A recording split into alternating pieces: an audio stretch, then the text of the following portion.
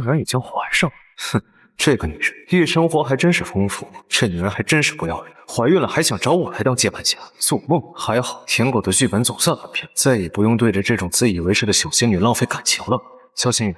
你说的那个叶枫是那个半夜3点，你给他打电话，说自己不舒服，他就背着你跑了10几公里的路，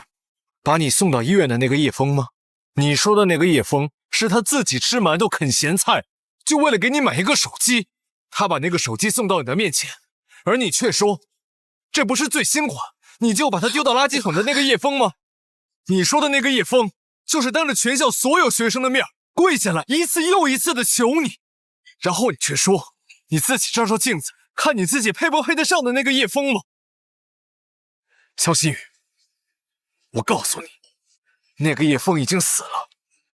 这都是你自己选择的结果。